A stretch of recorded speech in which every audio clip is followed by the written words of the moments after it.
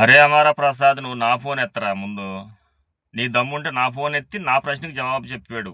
నువ్వు 10 సార్లు నా ఫోన్ ఎత్తకుండా పారిపోయే ఉండవే నువ్వు జడా శ్రావణ్ కుమార్కి సవాలు విసిరి, జడా శ్రావణ్ కుమార్ నీ సవాలు స్వీకరించి, జడా శ్రావణ్ కుమార్ నీతో ఫోన్ ఎత్తి మాట్లాడాలా?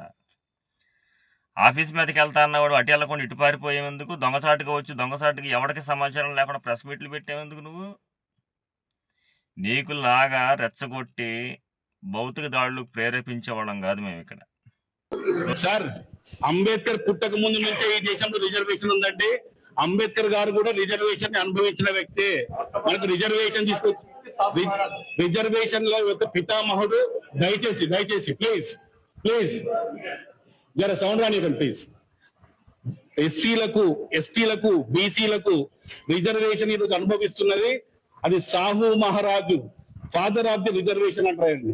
మొట్టమొదటిసారిగా 1902 నుంచి అక్కడ నుంచి స్టార్ట్ అయింది. ఈయన సాహు మహారాజ్ గారు 1982లో మొట్టమొదటిసారి రిజర్వేషన్ సిస్టాన్ని తీసుకొచ్చింది ఈ దేశంలో ఆయన్నే.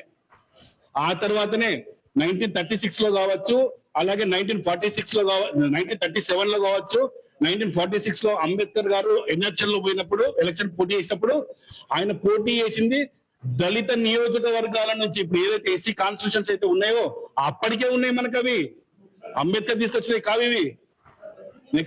ఇది వీడు పదే పదే చెప్పే మాట ఇది.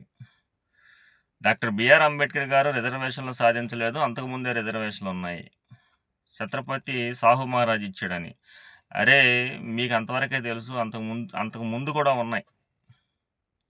ఛత్రపతి సాహు మహారాజ్ గారి పూర్వీకుడైన శాంబాజీ మహారాజ్ పూర్వీకుడైన ఛత్రపతి శివాజీ మహారాజ్ దగ్గర నుంచి ఈ హైందవ సిద్ధాంతం, కులాలు, మతాల పేరిట ప్రజల్ని అణిచివేసి నీచులుగా, చండాలుగా ఈ సమాజానికి కొన్ని రకాల హక్కులకి దూరంగా విసిరివేస్తే ఆయన చేరదీసి ఆ జాతులకి ప్రత్యేకమైన రాయితీలు ఇచ్చి ఈ జనజీవన స్రవంతిలో బతకడానికి హక్కులు కల్పించినోడు ఛత్రపతి శివాజీ మహారాజ్. ఆయన వారసత్వాన్ని పుణికిపుచ్చుకుని శాంబాజీ మహారాజ్ కూడా అదే కొనసాగించాడు. ఆయన వారసుడిగా వచ్చినటువంటి ఛత్రపతి సాహు మహారాజ్ కూడా డాక్టర్ బిఆర్ అంబేద్కర్ గారికి స్కాలర్షిప్ ఇచ్చాడు. నువ్వు ఛత్రపతి సాహు మహారాజ్ దగ్గర ఉన్నావు. అంతకుముందు నుంచి కూడా ఈ రాయితీలు ఉన్నాయి. కానీ అదే రాయితీల్ని డాక్టర్ బిఆర్ అంబేద్కర్ గారు 1931 రౌండ్ టేబుల్ సమావేశాలకు వెళ్ళి ఈ భారతదేశంలో ఉన్నటువంటి కుల వ్యవస్థ గురించి వివరించి, ఇక్కడ సామాజిక స్థితిగతుల్లో, ఇక్కడ ఉన్నటువంటి ఆచార వ్యవహారాల్లో ఎన్ని జాతులు మగ్గిపోతున్నాయో వివరించి వారికి ప్రత్యేకమైనటువంటి రాజకీయ రిజర్వేషన్లు సాధించుకొచ్చాడు. అవి కమ్యూనల్ అవార్డ్స్.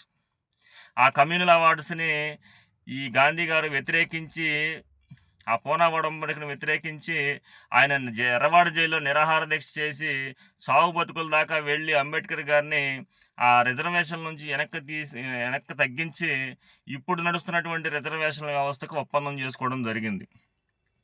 అప్పుడు చేసుకున్న 1932లో చేసుకున్న ఈ ఒప్పందం ప్రకారమే డాక్టర్ బిఆర్ అంబేద్కర్ గారు రాజ్యాంగ ముసాయిదా కమిటీ చైర్మన్గా అవ్వడానికి ఆయన ఆ రిజర్వేషన్ ప్రకారం, ఆయన తెచ్చిన రిజర్వేషన్ ప్రకారమే ఆయన పోటీ చేశాడురా. అరాకొర బుర్రేసుకుని అరాకొర మాటలు మాట్లాడతావేరా పంది ప్రసాద్. ఏది పడితే అది మాట్లాడి అంబేద్కర్ గారిని కించపరచాలని చూస్తున్నావు. అందుకే నీ నాలుగు కోస్తానన్నాడు జడా శ్రావణ్ కుమార్. అందుకే నీ కాళ్ళు ఇరగొడతాన్నాడు జడా శ్రావణ్ కుమార్.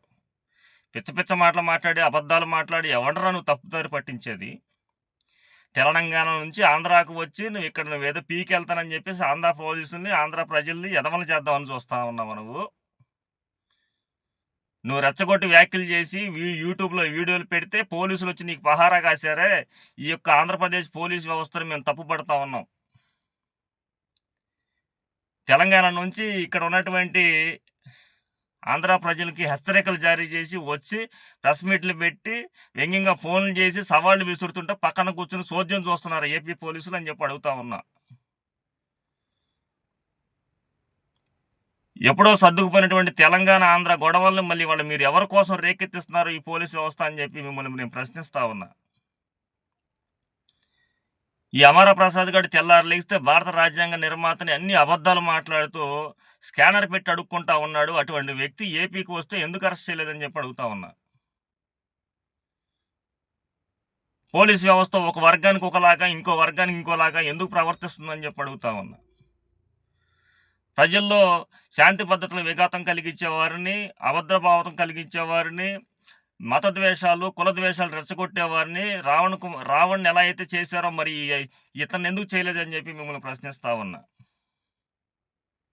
పోలీస్ వ్యవస్థగా పనిచేయకుండా రాజకీయ నాయకుల చేతుల్లోనూ, రాజకీయాలకి అనుకూలంగాను చేయడం వల్ల ఈరోజు మీ యొక్క గౌరవం తగ్గిపోతుంది. మీరు ఆలోచించుకోవాలని చెప్పి కూడా పోలీసు వారిని కోరుతా ఉన్నా. ఈ అమర ప్రసాద్ అనేటువంటి వ్యక్తి తెల్లారి లెగిస్తే అంబేద్కర్‌ని తప్పుపట్టి మాట్లాడడమే నిరాధారమైనటువంటి వ్యాఖ్యలు.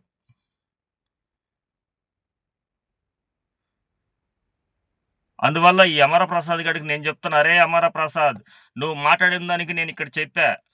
1930, 31, 32లో రౌండ్ టేబుల్ సమావేశంలో అంబేద్కర్ గారు తీసుకొచ్చిన పూనా ఒడంబడిక ఒప్పందాన్ని కాదని చేసుకున్న రిజర్వేషన్లు, ఆ రిజర్వేషన్ల ప్రకారంగా ఈ దేశానికి స్వాతంత్రం రాకముందే బ్రిటిష్ వారి దగ్గర నుంచి తీసుకున్నటువంటి రిజర్వేషన్లు అవి. ఆ రిజర్వేషన్ల భాగంలోనే అంబేద్కర్ గారు రాజ్యాంగ కమిటీ ఎన్నికల్లో పోటీ చేశాడు. ఇది మర్చిపోయి నువ్వు అంబేద్కర్ ఎవరి భిక్ష మీద పోటీ చేశాడని చెప్పేసి అబద్ధాలు మాట్లాడావు. నాలుక కోస్తావని చెప్తా ఉన్నా ఇంకొకసారి అబద్ధాలు మాట్లాడితే. చెత్త ఎదవ. చెత్త మాటలు మాట్లాడి అంబేద్కర్ గారి స్థాయిని దిగజార్చాలని చూస్తావు. మనిషివా ఇంకేమన్నానా? అన్నం తింటున్నావా? ఇంకేమన్నా తింటున్నావా? ఇటువంటి ఎదవని అరెస్ట్ చేయకోకుండా వదిలిపెట్టిన ఏపీ పోలీసుల తీరును కూడా మేము తీవ్రంగా ఖండిస్తా ఉన్నాం. జై భీమ్.